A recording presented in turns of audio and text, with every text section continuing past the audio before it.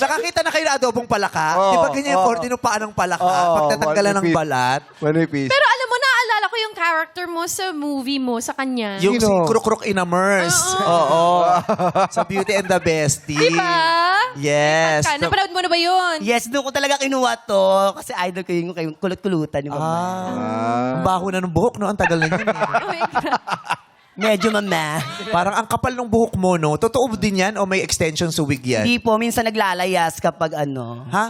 Naglalayas po siya minsan pag di niya na gusto sa ulo ko. Pero totoong sa'yo yan? Hindi.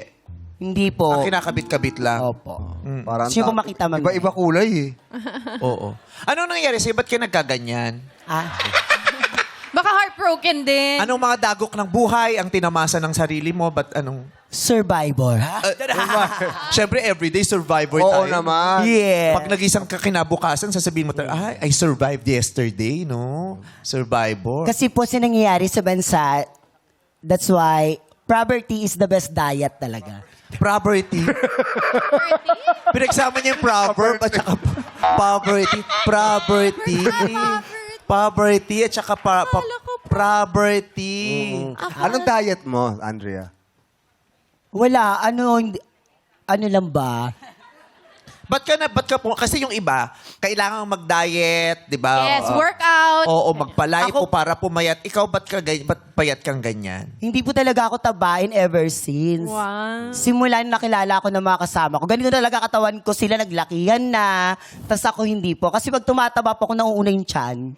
Oh. May mga sadyang blessed din niya. Para akong, Kahit kumain ng kumain, hindi tumataba. Oo. Mabilis yung yung metabolism mo. Oo. Pero ang ganda ng ngiti mo. Ang laki din, ano? Nangalin. May problema tayo?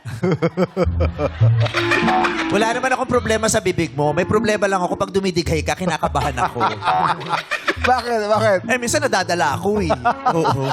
Minsan hinahanap ako ni Ayon. Babe, nasan ka? Nasa loob ako ng bibig ni Ansak, lolo. May boyfriend ka din? noon, Ano? Ay, ano nangyari? maglaway siya ngayon. Sinayang ka niya. Yes, Oo. Ilang taong kayo? 2 years. Actually, last year lang po kami naghiwalay. Ay, Ano? Grabe rin. Iba rin malungkot si Sita Astals, no? Sino? Si Sita Astals.